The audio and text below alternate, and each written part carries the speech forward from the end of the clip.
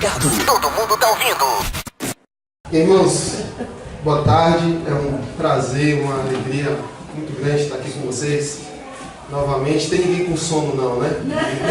Não. Todo mundo atento, todo mundo ouvindo a palavra de Deus nessa tarde. O pastor Marcos, quando ele me convidou para trazer a mensagem, a pregação dessa tarde, ele me disse assim: Thiago, todo mundo que tem ido lá tem procurado pregar sobre os salmos. Eu disse: que bom, já tem uma pregação dos salmos pronta, no Salmo 73, eu vou pregar no Salmo 73. Por que, irmãos, o Salmo 73? Permita-me começar a mensagem dessa tarde falando algo sobre a sua vida. Eu quero fazer uma afirmação sobre você.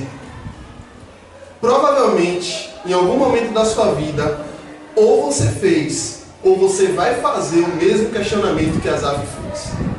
Em algum momento da sua caminhada cristã, em algum momento da sua vida aqui na terra, você vai chegar o tempo, o dia em que você vai olhar para tudo isso e vai dizer assim: por quê? Por que, Deus? Por que o meu vizinho, que parece não trabalhar e que parece viver uma vida que não reconhece o Senhor como Deus da vida dele, tem carro do ano, saúde, filhos bem educados, e eu que estou aqui constantemente na tua presença, parece que só enfrento sofrimento e tribulação? Por quê? Por que o justo sofre enquanto o ímpio parece viver uma vida completamente tranquila e sossegada? Por que ateus como Oscar Niemeyer, aquele que foi o arquiteto de Brasília, morre com 103 anos de idade sendo ateu? E David Brainerd, um missionário cristão, morre aos 26 anos de idade. Por que essas coisas aparentemente contraditórias acontecem na vida do povo de Deus? Por que essas coisas que a nós inicialmente não faz o menor sentido acontecem? Enquanto aquele que é servo de Deus enfrenta sofrimento e padece perseguição e dor, aquele que é ímpio, é mundano, parece que não enfrenta nenhum tipo de problema. Algum momento na sua vida você vai se deparar com uma circunstância que vai fazer você pensar sobre isso. E Asaf foi assim. Convido você novamente a olhar o texto. O pastor Marcos já leu, já fizemos a leitura. Mas eu quero ir olhando com você versículo após versículo. Quando eu era mais novo, irmãos, eu sempre ouvia dos meus professores que deveríamos ler os salmos. Quando eu era mais jovem, né? mais novo. O tamanho desse lindo menino aqui, Davi. Os professores diziam: olha, leiam os salmos, conheçam os salmos. Eu ficava me perguntando: meu Deus, por que eu tenho que ler os salmos? Por que eu tenho que conhecer os salmos? E à medida que você vai crescendo, vai ficando mais velho, você vai entendendo a beleza dos salmos. Os salmos são aquele livro que detalha para nós todo tipo de sentimento e de experiência humana que você pode passar. Então, alegria, o salmo fala. Tristeza, o salmo fala. Dúvida, o salmo fala. Desconfiança sobre o futuro, o salmo fala. Sobre o pecado, o salmo fala. Então, assim, os salmos são a coletânea de experiências humanas que você e eu podemos enfrentar. Todo tipo de experiência, em algum momento, você vai encontrar descrito no livro de Salmos. E esse era o drama de Asaf. A verdade, irmãos, é que em alguns momentos da nossa vida, nós somos assolados por esse tipo de dúvida. A gente tem dúvida quanto ao amanhã. A gente tem dúvida quanto à bondade de Deus. A gente tem dúvida quanto à fidelidade de Deus.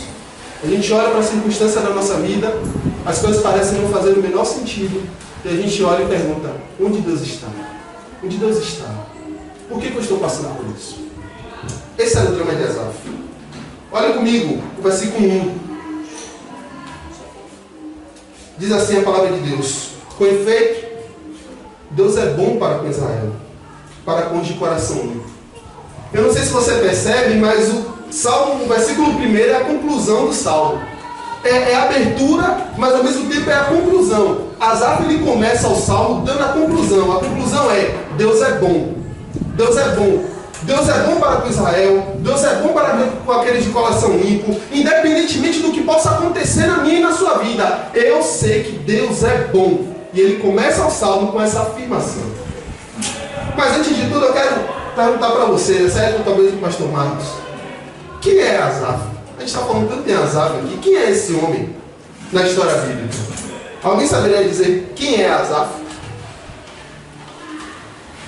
A gente estuda o salmo escrito por ele, muito profundo, mas quem era esse homem? Será que ele era um recém-convertido que estava frequentando algum ponto de pregação, recém-inaugurado? Será que ele era um homem que não tinha nenhum tipo de experiência com Deus?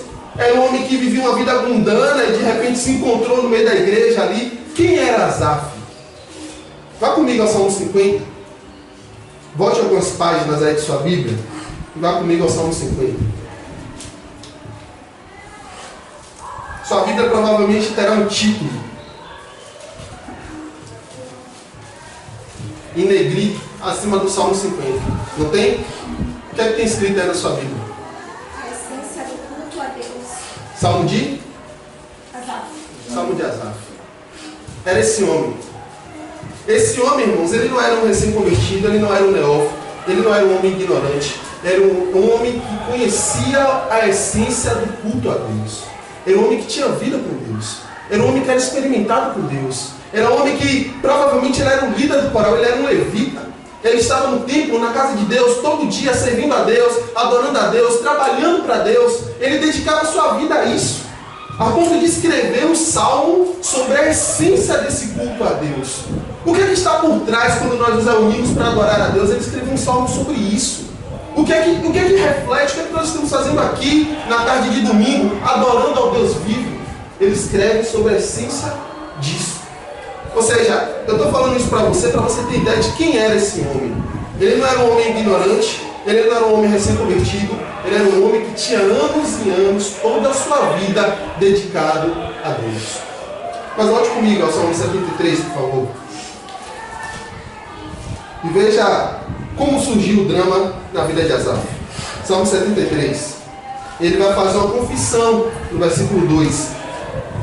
Ele diz aqui: quanto a mim, porém, quase me resvalaram os pés. Pouco faltou para que se desviassem os meus passos. E ele diz o porquê isso aconteceu. Pois eu invejava os arrogantes ao ver a prosperidade dos perversos. Ele está dizendo assim, basicamente: você jovem que estuda, você jovem que se empenha, você pai de família que se empenha no seu trabalho, você mãe de família que se empenha em criar seus filhos.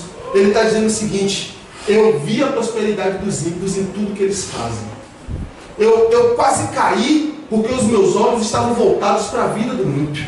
Era como se ele estivesse dizendo assim: eu me empenho, eu faço minha parte, eu sirvo a Deus, eu sou fiel, mas o ímpio é o que prospera. É o ímpio que tem as coisas. É o ímpio que, na verdade, quando eu olho para ele, eu não vejo nenhum sinal de doença, nenhum sinal de sofrimento. Eu olho para a vida dele e a vida dele parece ter tudo.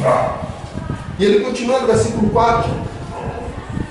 Para eles não há preocupações, o seu corpo é sadio e nédio.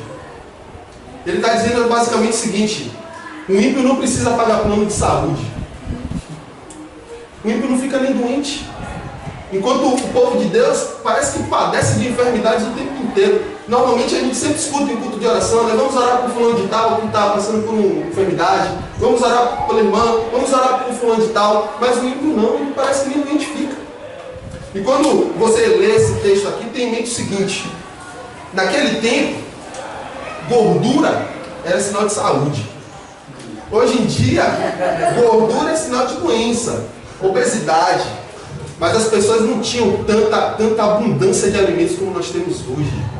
As pessoas não tinham, não era apenas você ir no mercado, encher seu carrinho de mercado e ir para casa. Não, as pessoas precisavam plantar, colher, esperar o tempo. Pobres normalmente eram magros, magérrimos. Então a gordura era sinal de saúde. Asaf estava aqui olhando aqui dizendo assim: eles são nédios, ele está falando mesmo, eles são gordos, eles têm gordura. Eles olhavam assim para o corpo do ímpio e diziam: rapaz, aquele ímpio ali é saudável. Mas o justo, ele parece que desfruta de enfermidade após enfermidade. Mas olha ainda comigo o versículo 5, ele diz aqui: eles não partiram das canseiras dos mortais, nem são afligidos como os outros homens. Irmãos, você percebe que à medida que Asaf vai fazendo essas afirmações, é mentira o que Asaf está falando aqui? É mentira? Pense um pouco sobre sua vida. Isso aconteceu com você em algum momento. Você se dedicou para alguma coisa, você esperou alguma coisa, e aquilo ali não aconteceu. Você pediu a Deus, você orou, você jejuou, talvez você clamou, mas aquilo ali não aconteceu. Enquanto na vida do ímpio parece que acontece o tempo inteiro. Parece que as coisas acontecem muito naturalmente. Asaf está olhando para ele, olha, eles não partiram das canseiras dos mortais, eles não são afligidos como os outros homens. Ele está fazendo constatação verdadeira, mas exagerada. Sabe por quê? Porque os olhos de Asaf não estavam postos em Deus. Os olhos de Asaf estavam postos nos ímpios.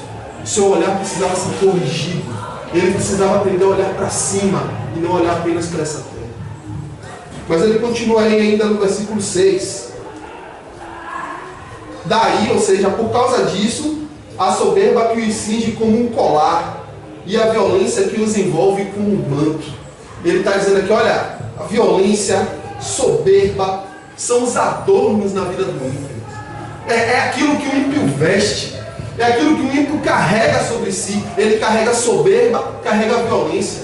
Enquanto dia de domingo, eu tiro o meu domingo, reservo o meu dia para louvar a Deus, para adorar a Deus na sua casa, o ímpio está na frente do bar, tramando violência, tramando soberba, falando contra um, falando contra outro, falando contra o governo, falando contra os outros, falando contra o vizinho, falando contra a família. E ele ainda no final das contas parece que é abençoado ou não. E Asaf continua, irmãos, no versículo 7, ele diz aqui, os olhos saltam-lhes da gordura, do coração brotam-lhe fantasias. Você que já assistiu desenho animado, todo mundo aqui já assistiu desenho animado, já viu, principalmente, né? Tinha um desenho que era o Máscara, né, antigamente, e aí quando ele viu alguma coisa assim, os olhos esbugalhavam assim, saíam do rosto e tudo mais. Você já viu isso em algum desenho? Asaf está usando mais ou menos essa linguagem aqui. Esses homens, quando eles colocam o olho em alguma coisa, os olhos dele brotam do seu rosto. Os olhos deles vão em cima daquilo. E ele ainda continua dizendo, do coração brotam-lhes fantasias. Esses homens não têm limites. Eles não respeitam ninguém. Eles não pensam em ninguém. Pense, por exemplo, irmãos, quando um homem é casado, resolve adulterar. Ele não respeita a sua mulher, ele não respeita seus filhos, ele não respeita a outra mulher, ele não respeita nenhum limite. Ele quer e ele vai. Pense, por exemplo, em Davi, quando resolveu adulterar com Batseba. Quantas barreiras ele não ultrapassou naquele pecado? Ele está dizendo isso, olha, esses homens, quando eles pensam essas coisas, eles não têm limites, a sua imaginação vai muito além do que você possa imaginar. Eles não têm limites, eles não têm nenhum tipo de pudor. Pare, por exemplo, algum dia e escute a conversa de algum ímpio, que você vai constatar isso. Você vai ver que eles falam todo tipo de imoralidade que você pode imaginar, todo tipo de perversidade que você pode conceber. Asaf está olhando para esse homem e dizendo, esses homens não têm limites na sua imaginação. Seus olhos brotam-lhe da gordura e eles não têm nenhum tipo de pudor em sua mente. E ele continua ainda no versículo 8. Ele diz aqui, motejam e falam maliciosamente, da opressão fala com altivez. Versículo 9. Contra os céus desenham a boca e a sua língua percorre a terra. Você sabe o que é motejar? Que está aí no versículo 8. Motejam. Sabe o que significa motejar? Escarnecer, tirar sarro, fazer piada. Você que é crente, você que serve a Deus, já sofreu algum escárnio por ser cristão? Já sofreu algum tipo de piada no seu ambiente de trabalho por ser cristão? Ou na sua escola por ser cristão? Você que, ou na sua vizinhança, porque você serve a Deus? Quando eu era mais novo, eu jogava bola com os meninos da rua e todos eles tinham um apelido, inclusive eu. Meu apelido era Pastor. Ô pastor, ô pastor. Se eu me irritasse um pouco mais jogando bola, o pastor está pecando, o pastor está o tempo inteiro sendo esclarecido, o tempo inteiro sendo motejado na linguagem de Asaf. E ele diz aqui, esses homens, eles falam da opressão com altivez, eles não se envergonham de falar o que eles fazem. E o versículo 9 é interessante porque ele vai dizer, contra os céus desenham a boca e a sua língua percorre a terra. Conhece aquele tipo de gente que fala mal de todo mundo? Fala mal do céu e fala mal da terra, fala mal do que está próximo e do que está longe, que ninguém para ele é bom, que ninguém para ele faz nada, que ninguém para ele presta. Asaf está falando desse tipo de gente aqui. Eles desandam a língua deles percorre a terra. Eles falam mal de todo mundo. Eles falam mal de todo mundo, inclusive de Deus, porque ele diz, contra os céus desandam a boca. Conhece aquele tipo de gente que fala mal de Deus? Que olha para esse mundo e diz assim, se Deus se importasse com a gente, esse mundo seria diferente. Se Deus me amasse de verdade, eu teria um carro do ano. Se Deus me amasse de verdade, eu não passaria por essa doença. Gente que fala mal de Deus, que fala mal do próximo. E aí você pode pensar, ah não, gente que fala assim, acaba afastando todo mundo dele. Ninguém quer conta com esse cara, todo mundo isola ele. Mas veja o que Asaf fala no Salmo 10. Por isso o seu povo se volta para eles e os tem por fonte de que bebe a largos sorvos. Asaf está dizendo o seguinte, esse tipo de gente que fala mal de Deus, que fala mal do próximo, que é violento, que é soberbo, que não ama a Deus, esse tipo de gente ainda encontra gente que os segue. Ainda encontra pessoas que os têm como modelo. É aquele cara tão perverso, tão pervertido, que ele vira líder de outros. Ele vira exemplo. Ele tem seguidores. Irmãos, é muito normal isso nos nossos dias. Quanto mais depravado uma pessoa é, parece que mais fã ele acumula na sua rede social, nos seus seguidores. Enquanto Davi disse, se alguém, uma vez eu ouvi uma frase que disse basicamente isso. Se alguém perguntar para você quantos seguidores você tem, diga que você tem apenas 2. Está lá no Salmo 23. Certamente que a bondade e a misericórdia me seguirão todos os dias da minha vida. Esse tipo de gente, irmãos, que não quer conta com Deus, parece que vira exemplo para os demais. Os jovens, quando olham para os artistas, para os famosos, para os cantores, olham, e quanto mais depravado aquele jovem é, parece que mais fãs ele tem.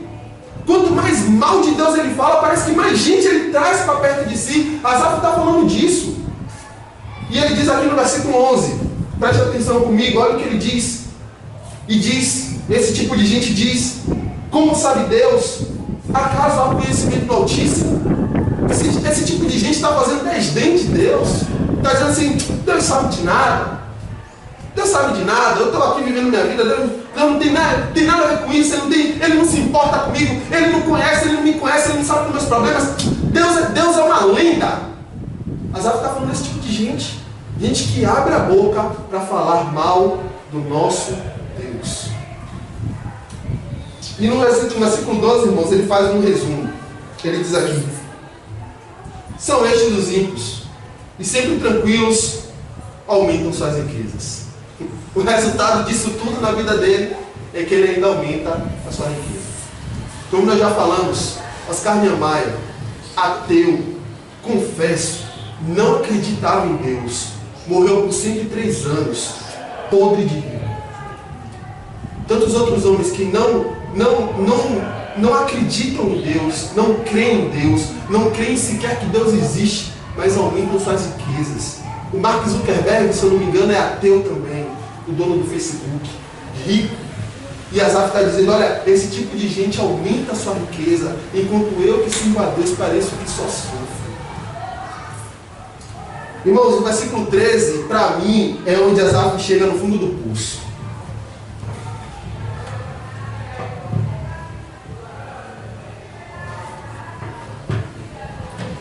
Ele diz no versículo 13, com efeito, inutilmente conservei puro o coração e lavei as mãos na inocência, pois de contínuo sou afligido e a cada manhã castigado. Ele está olhando para Deus e dizendo assim, Senhor, foi inútil servir, não valeu de nada. Ser crente é uma porcaria. Lavar as mãos na inocência não me trouxe nada de bom. Ser teu, te servir, trabalhar para manter meus filhos na escola, para ensiná-los quando chegam em casa, para discipular a minha esposa. No final das contas, Deus, não valeu de nada. Não valeu de nada ser teu, não valeu de nada te conhecer, não valeu de nada ser crente. Ele está dizendo aqui, foi inútil eu conservar puro coração, foi inútil eu lavar as mãos da inocência, foi inútil eu me afastar do pecado. Eu deveria ter ido com eles, deveria ter ido com os ímpios e ter mergulhado profundo no mar de depravação. E ele fala por quê no versículo 14? De contínuo eu sou afligido, cada manhã eu sou castigado, é o tempo todo. É o tempo todo tudo dando errado na minha vida. Não tem um dia que eu acordo e faço um plano, coloco diante de Deus e dê certo, é só pancada, só sofrimento, só dor, é toda manhã, é o tempo todo. Não tem um dia que parece que é um dia de refrigério, de águas calmas e de pastos verdejantes, é só problema, é só dificuldade, é só sofrimento. Irmãos, pense comigo, nós temos um pouco de Asaf no nosso coração. Você e eu temos um pouco de Asaf em nós. Ou você nunca reclamou de nada pelo qual você estivesse passando na vida. Ou você nunca olhou para Deus e disse assim, Senhor, por quê? Por que eu? Por que dessa forma? Eu não estou, Deus, dá um jeito nisso aqui. Irmãos, você e eu carregamos um pouco de Asaf em nós. Nós nos ressentimos diante das dificuldades e do sofrimento. Esse homem, irmãos, ele está sendo sincero. Ele está colocando tudo aquilo que estava no seu coração. Mas no versículo 15, louvado seja Deus, que Asaf faz um contraponto a esse argumento todo dele. William, lê o versículo 15, por favor. Se eu pensar em falar tais palavras, já aí teria traído a geração de teus filhos. Pode ler o 16? Em só refletir para compreender isso, achei muito pesada a tarefa para mim. Irmãos, aqui começa o ponto de virada na vida desse homem. Ele está dizendo assim, olha, tudo isso que eu falei até agora, se eu pensasse em falar tais coisas, eu já teria pecado. Ele está dizendo o seguinte, olha, isso tudo aqui é algo que está no meu coração, mas eu ponho a mão na minha boca e eu não falo nada disso com ninguém. Eu não falo nada disso com ninguém. Porque eu reconheço que existem certas coisas que estão no meu coração, que se eu colocar para o meu irmão, eu posso fazer com que meu irmão peque. Eu posso fazer com que meu irmão caia. Eu posso fazer com que meu irmão tenha uma vida de derrota pelo pecado. Ele está dizendo o seguinte, olha, se eu pensasse em falar, eu já teria traído. Se eu pensasse em colocar para fora esse meu sentimento, só eu já teria errado. Eu não falei, eu ponho a mão na minha boca, eu quase caí, mas Deus me livrou. E ele diz aqui no versículo 17, quando que isso aconteceu? William, por favor. Até que entrei no santuário de Deus e atinei com o fim deles. Quando foi que isso mudou na vida de Asaf? Toda essa constatação que ele fez sobre a vida dos ímpios. Em que momento foi que isso mudou? Versículo 17. Até que entrei no santuário de Deus. Até que eu fui à presença de Deus. Tudo isso que eu estava pensando mudou quando eu procurei a presença de Deus. Irmãos, isso aqui é talvez a maior lição para nós nessa tarde. É na presença de Deus que eu e você temos pensamentos corretos sobre o que Deus está fazendo em nossa vida. É na presença de Deus que nós podemos entender, talvez não esquecer, mas entender o que Deus tem feito para nós. É na presença de Deus, irmãos, que os nossos pensamentos são corrigidos. Na verdade, irmãos, todas as vezes em que eu e você não amamos a Deus com todo o nosso coração, com toda a nossa força, com todo o nosso entendimento, nós temos pensamentos errados sobre Deus. Ela concorda. Amém. Ela está dizendo amém. Irmãos, é na presença de Deus que nós podemos ter pensamentos corretos sobre o que Ele tem feito em nossa vida.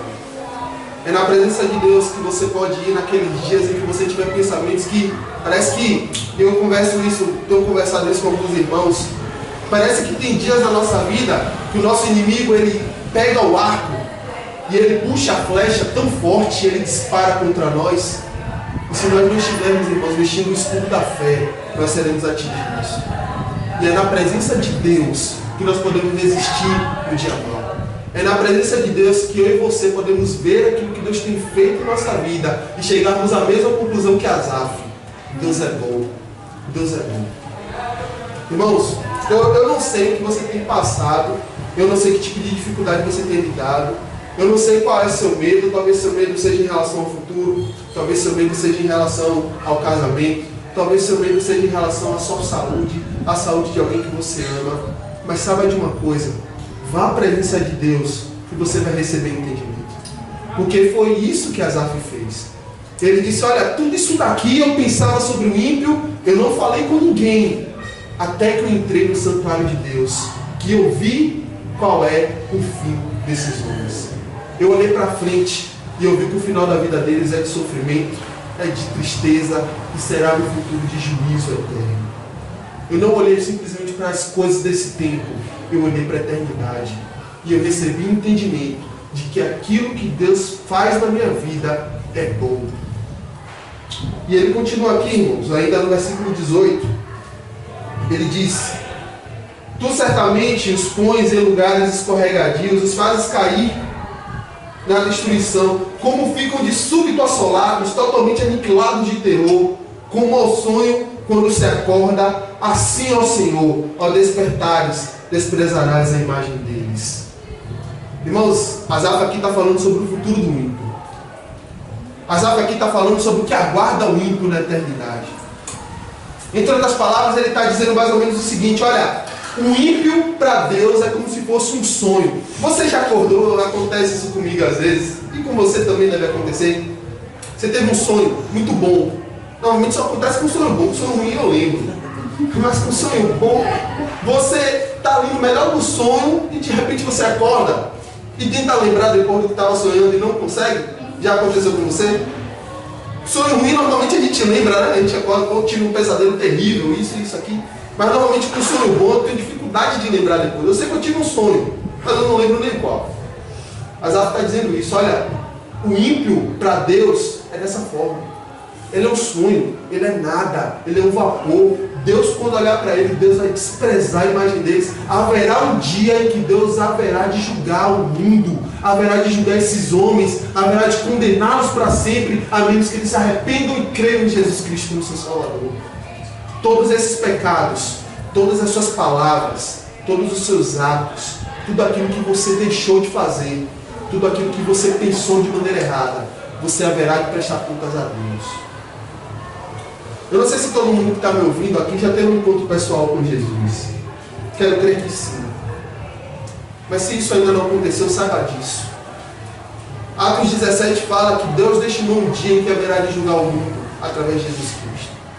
E naquele dia, tudo que você fez, tudo que você não fez, tudo que você pensou, tudo que você falou, você deverá prestar contas a Deus diante de um tribunal.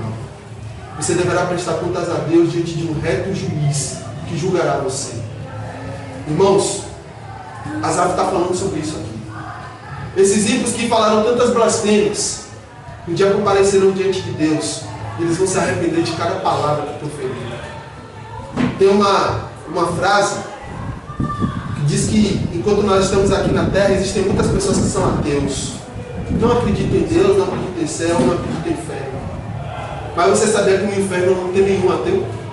Lá, todos vão acreditar que Jesus Cristo é o julgador desse mundo. Lá todos verão a ira do Cordeiro de Deus. Aqui, quando nós estamos aqui, são salvos, muitas pessoas duvidam disso. Mas lá no inferno, Oscar Niemeyer, Mark Zuckerberg, qualquer um que não acreditou que Deus haverá de julgar, que ele precisava se arrepender, hoje sabe disso perfeitamente. Mas Asaf está olhando para esse dia, irmão, o dia em que Jesus vai julgar esse mundo, o dia em que Jesus vai estabelecer justiça, o dia em que aparentemente essas distorções da realidade serão corrigidas. E ele diz aqui: como ao sonho, quando acordar o Senhor, assim o Senhor desprezará a imagem deles. Versículo 21, ele diz aqui: quando o coração se me amargou e as entranhas se me comoveram, eu estava embrutecido e ignorante. Eu era como um irracional à tua presença. Irmãos, Asaf está dizendo o seguinte: olha, vocês que estão me ouvindo, estão lendo essas palavras, quando eu pensei tudo isso, eu era como um asno, eu era como um jegue, eu era um animal irracional, eu estava agindo como um animal, porque animal só pensa nas suas necessidades.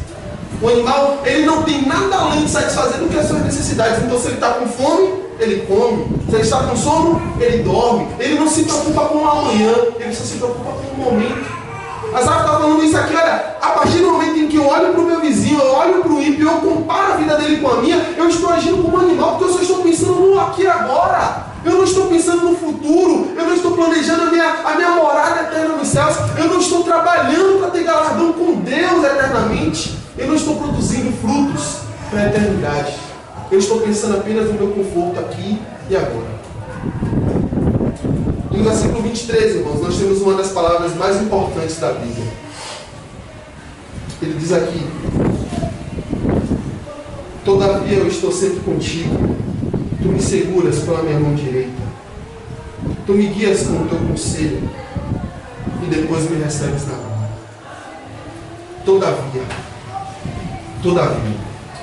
Todavia tem o mesmo sentido de entretanto, porém, mas, contudo. Asaf está dizendo o seguinte: olha, apesar disso tudo, Senhor, o Senhor me guia pela tua mão, o Senhor me recebe na glória, o Senhor me levará à eternidade. Irmãos, Asaf está dizendo para você e para mim nessa tarde que Deus está do nosso lado, apesar das maiores besteiras que nós podemos pensar a respeito dele. Deus, ele é fiel a Ele mesmo. Você já ouviu aquela história do Pegadas na Areia? Diz que um homem um dia teve um sonho que caminhavam na beira da praia e sempre havia 2 pares de pegadas na praia, né? E aqueles 2 pares iam até distante, até lá embaixo, até longe. Mas aí chegou o dia mau, chegou o dia do sofrimento, chegou o dia da dor. E quando ele olhou para trás, ele não viu 2 pegadas, ou 2 pares de pegadas, ele viu apenas um par de pegadas. Como se apenas uma pessoa estivesse caminhando. E ele que caminhava com Jesus olhou para Jesus e disse assim: Senhor, quando tudo estava bem, eu via 2 pares aqui, nós caminhávamos juntos, o Senhor estava comigo, me consolando e me ajudando, mas no momento em que eu mais precisei, que eu olhei para trás, eu não vi a tua pegada, eu só vi 2 pegadas, eu só vi 2 pés ali. E Jesus olha para aquele homem e diz: filho, pois eram nos dias difíceis que eu levava você comigo no colo. Eram nos dias difíceis que eu carregava você. Nos dias bons, você caminhava sozinho comigo. E nos dias maus, eu carregava você. Deus está do nosso lado, irmãos. Apesar das maiores bobagens que nós podemos pensar a respeito do que Ele está fazendo em nossa vida. Você pode olhar para a sua vida e dizer assim: nada faz sentido, eu não sei o que eu estou fazendo, eu não sei se minhas escolhas estão corretas, eu não sei se é por aqui mesmo que eu estou indo. E é nesses dias, irmãos, que Deus está do seu lado, consolando você, amparando você, dando sentido e carregando você no colo. Mas ela está dizendo isso aqui: todavia, Senhor, tu me seguras pela mão direita, não me abandonas, tu me guias com o teu conselho, tu me instrui, e depois disso tudo o Senhor vai me receber na glória, vai me recompensar. A conclusão disso, irmãos, está no versículo 25. O que mais tenho eu no céu? Não há outro em que eu me compraza na terra. Ainda que a minha carne e o meu coração desfaleçam, Deus é a fortaleza do meu coração e a minha herança para sempre. Os que se afastam de ti, esses que perecem, tu destróis os que são infiéis para contigo. Quanto a mim, bom é estar junto a Deus. No Senhor Deus põe o meu refúgio para proclamar todos os seus feitos. Amém? Mas ela está dizendo o seguinte: a recompensa disso tudo, Senhor, o aprendizado disso tudo, é que eu sei que o Senhor é bom. Então, irmãos, caminhando aqui para nossas conclusões, toda vez que você olhar para a sua vida e as coisas parecerem não fazer sentido, não conclua que Deus é mau porque as coisas não fazem sentido. Olhe primeiro para Deus, veja que Ele é bom, veja que tudo que Ele faz é bom, veja que todas as coisas cooperam para o bem daqueles que amam a Deus. Então você vai olhar para uma circunstância que parece ser negativa e você vai poder concluir que Deus é bom. Você vai poder concluir que aquilo que Ele está fazendo para você é bom para você. Mesmo que pareça doer, mesmo que pareça trazer sofrimento, mesmo que pareça trazer dor, angústia e choro. Mas é também, irmãos, o Salmo 73 é uma advertência para nós. Uma advertência para todos que já são povo de Deus. Em que direção você tem posto os seus olhos? Em que direção você tem colocado o seu olhar? Na direção horizontal ou na direção vertical? Você tem olhado para a eternidade ou você tem olhado apenas para as coisas desse tempo? Me permita perguntar para você nessa tarde novamente. Se você tem olhado para a eternidade, o que é que você tem feito por ela? Se você tem olhado para a eternidade, o que é que você tem produzido hoje que vai trazer benefício para você lá na eternidade? Frutos para a eternidade. A nossa vida é uma vida de serviço. A nossa vida é uma vida de confiança em Deus. A nossa vida é uma vida que deve frutificar. Não apenas para esse tempo, mas principalmente para a eternidade. Eu termino clamando a Deus que alguma coisa tenha ficado no seu coração. Que você, quando olhar para a realidade de sua vida e nada fizer sentido, você lembre apenas de uma coisa. Com efeito, Deus é bom. Que essa seja a sua resolução. Que Deus possa abençoar você nessa tarde. Todo mundo tá ligado. Todo mundo tá ouvindo.